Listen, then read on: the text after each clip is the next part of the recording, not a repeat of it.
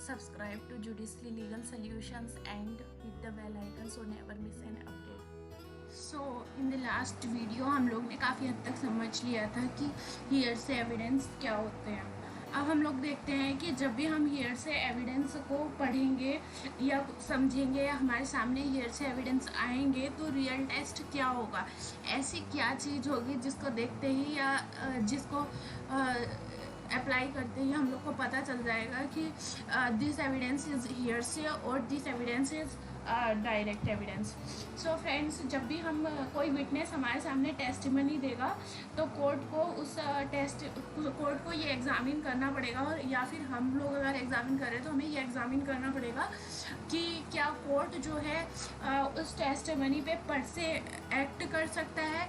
मतलब जैसे ही किसी ने टेस्टिमनी दी उस पर एज इट इज़ उस पर को अप्लाई कर सकता है या फिर थर्ड पर्सन को बुलाने की ज़रूरत पड़ेगी। इसको एग्ज़ामिन करते ही हमें पता चल जाएगा कि ये एविडेंस हियर से है या डायरेक्ट है। अगर किसी को बुलाने की नीड पड़ती है तो फिर वो हियर से होगा, और अगर किसी को बुलाने की हमें ज़रूरत नहीं पड़ती है तो वो डायरेक्ट होगा। फॉर एग्ज़ाम्पल, एक ए है जो कोर्ट में टेस्टिमनी देता है कि B killed to C, okay, B killed to C, ये टेस्टिमनी ए ने दी है। तो यहाँ पर हमें देखना है कि क्या ए आई विटनेस है, क्या ए ने बी को किलिंग करते हुए देखा है।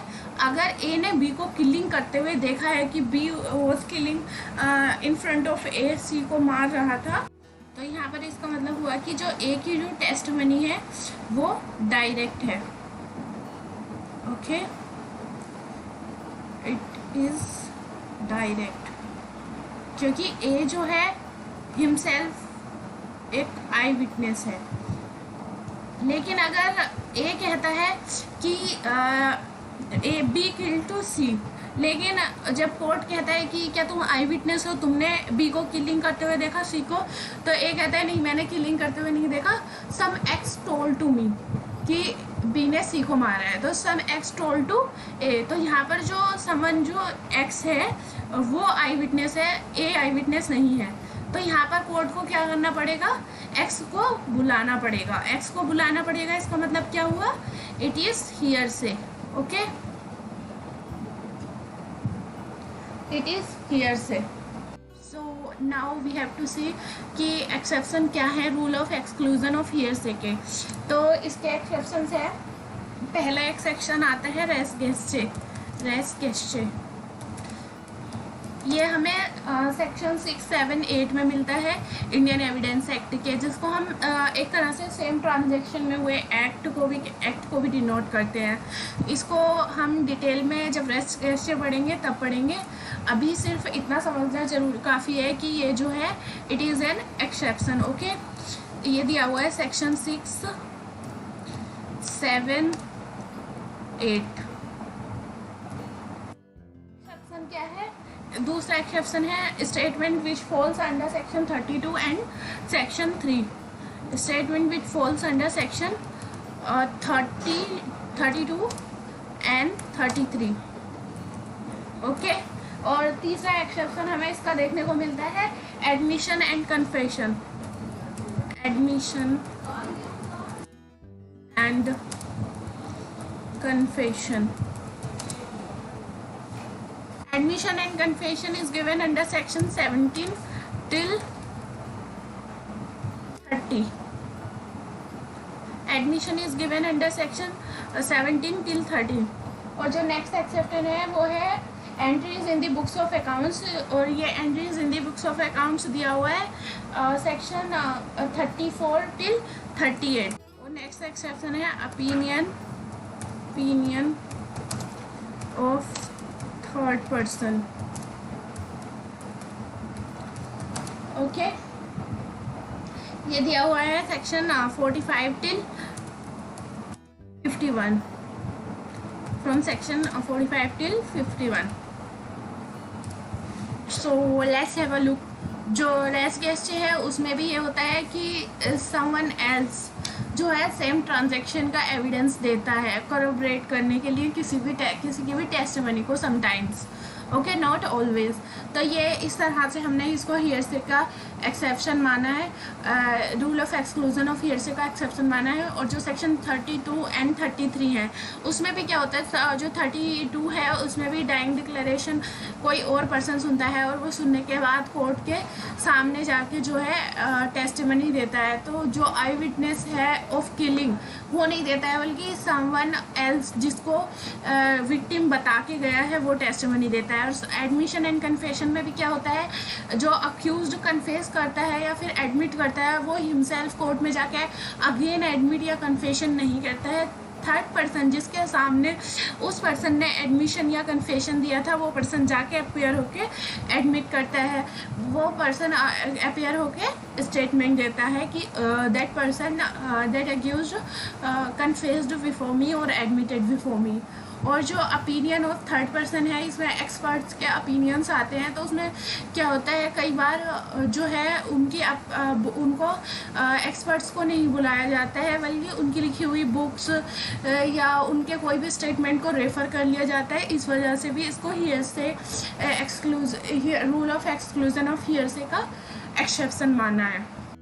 ऑफ एक्सक्लूजन ऑफ हियरसे वही होता है कि जब भी कोई स्टेटमेंट है या कोई भी एविडेंस है तो वो पर्सन एविडेंस नहीं दे रहा है, वो पर्सन टेस्टिमनी नहीं दे रहा है जिसने खुद परसीव किया हो वाई सेंसेस क्या मतलब खुद से उसने स्मेल किया हो या खुद से देखा हो या खुद से सुना हो, वो किसी और पर्सन को बता देता है और वो सेकंड पर्सन, वो थर्ड पर्सन जिसको उसने बताया है वो पर्सन जाके कोर्ट में टेस्टिमनी देता है, तो वो हो जाता है हियरसे। तो जनरली हियरसे को हम इंडियन एविडेंस एक्ट में एडमिट नहीं करते हैं, उसको हम ये मानते हैं कि वो फॉल्स होगा। और क्योंकि जब खुद से आपने परसीव नहीं किया तो जिसने परसीव किया है हम उसको बुलाते हैं। लेकिन कुछ केसेस हैं जिसमें हम जिसने परसीव किया उसको ना बुला के थर्ड पर्सन के द्वारा टेस्टिमनी एक्सेप्ट कर लेते हैं। फ्रेंड्स, आप मेरी इस वीडियो को देखने से पहले मेरी एक रिक्वेस्ट है, इस वीडियो को अच्छे से समझने के लिए हाँ आप पहले ही हियरसे एविडेंस में जो फर्स्ट वीडियो बनी हुई है उसको देख लें, लिंक मैंने डिस्क्रिप्शन में दे दिया है। हमने पिछली वीडियो में जो है एग्जांपल लिया था, उसमें एग्जांपल में हमने समझ लिया था कि कब टेस्टिमनी जो है हियरसे होती है और कब सेम टेस्टिमनी जो है डायरेक्ट एविडेंस हो जाती है। एक्सक्लूजन ऑफ हियरसे एविडेंस है, इसका जो हमें विटनेस मिलता है वो मिलता है सेक्शन 60 में। यानी सेक्शन 60 कहता है हमें कि जब भी कोई ओरल एविडेंस आप दे रहे हैं तो वो एविडेंस डायरेक्ट होना चाहिए, हियरसे नहीं होना चाहिए। ऑल्दो हियरसे वर्ड उसमें यूज़ नहीं है और उसकी इम्प्लाइड इम्प्लीकेशंस यही है, परसीव किया है वही एविडेंस दे। यानी कि अगर कोई ये कह रहा है कि मैंने देखा, तो कोई ये कह रहा है देखने की चीज़ है कोई, तो वो पर्सन आना चाहिए जिसने देखा। कोई चीज़ सुनी जा सकती है तो वही पर्सन आना चाहिए जिसने सुना। कोई चीज़ स्मेल की जा सकती है तो वही पर्सन आना चाहिए जिसने स्मेल की। कोई थर्ड पर्सन नहीं आना चाहिए। यही है hearsay.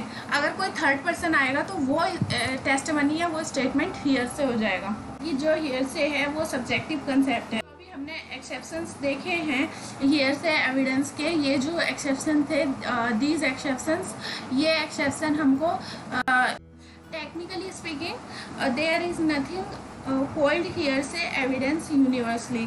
Particular evidence is hearsay or not, it has to be examined in the light of purpose of hearsay evidence. Okay, example से समझते हैं। जो मैंने अभी सेंटेंस बोला है कि यूनिवर्सली कोई भी किसी भी चीज़ को हम हियरसे नहीं कह सकते।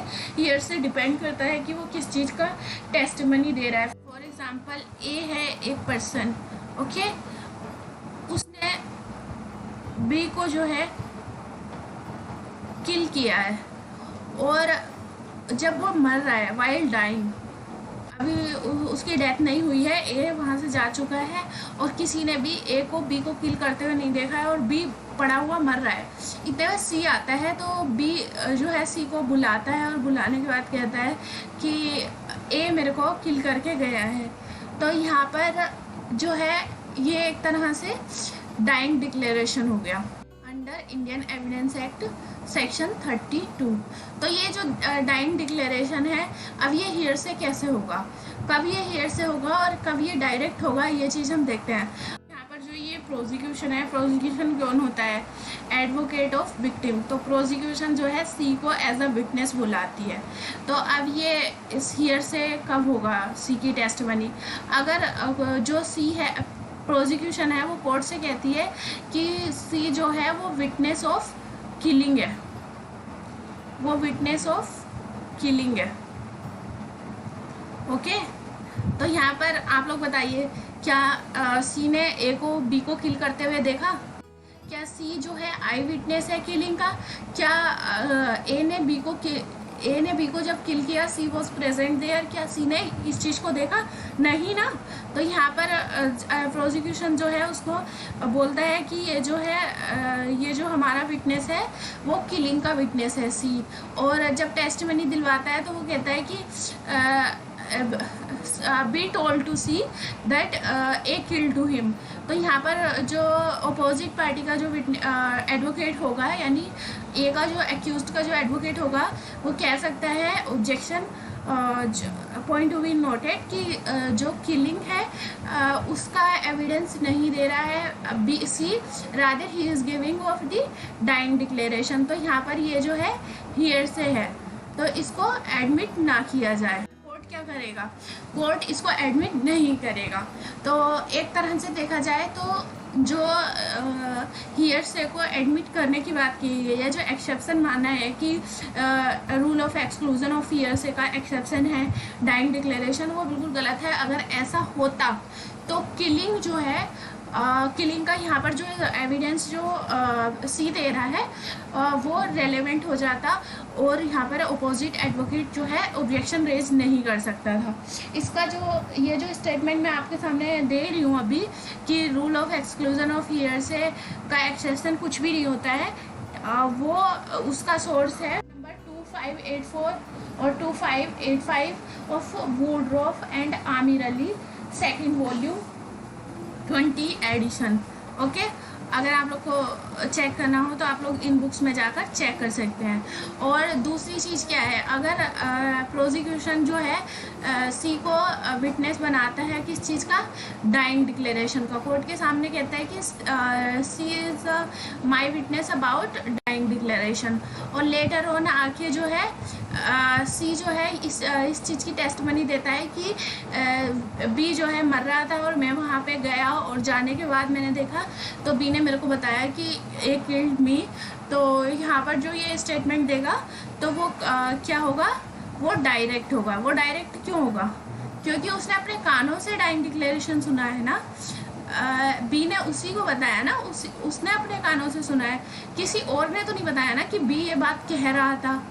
तो यहाँ पर ये डायरेक्ट हो जाएगा।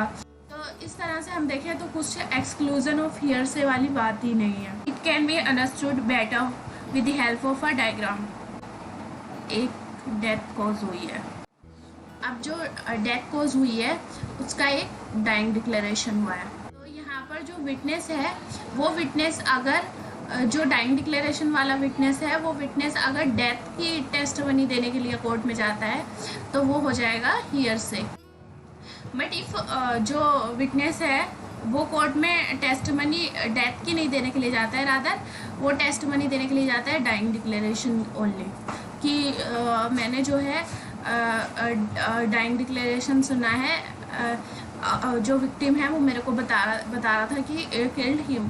तो ये जो टेस्टमनी होगी ये हियर से नहीं होगी, rather it will be direct, because he himself heard about the death caused by A, और ये उसी ने अपने कानों से सुना है और उसी को बी जो है बता के मरा है। और यहाँ पर ये डायरेक्ट भी होगी और एडमिसिबल भी होगी। We are doing here we are making admissible to the direct testimony of the witness. Okay, we are not making admissible to the hearsay evidence. Okay, हम जो एडमिसिबल कर रहे हैं वो डायरेक्ट एविडेंस को ही एडमिसिबल कर रहे हैं, हियरसे को नहीं एडमिसिबल कर रहे हैं। अगर कोई चीज़ होती exception of exclusion of year से की, तो यहाँ पर हम इस टेस्टमनी को एडमिसेबल करते विटनेस की, दिस टेस्टमनी, ये वाली टेस्टमनी को हम यहाँ पर एडमिसेबल करते, ना कि Okay, it's enough for today. Please subscribe my channel so that आप लोगों को सबसे पहले मेरी वीडियो मिलती रहे। तो आप लोग सब्सक्राइब करें और सब्सक्राइब करने के बाद जो बेल आइकन दिखाई देगा आप उसको प्रेस करें। और please share and comment and like. आप लोगों का share, comment, like and subscribe भी मेरे को मोटिवेट करता है फर्दर ऑन अच्छी वीडियो बनाने के लिए। बहुत मेहनत लगती है एक वीडियो को बनाने के लिए और उसका फ्रूट होता है आप लोगों के share, subscribe and like and comment. Okay, bye.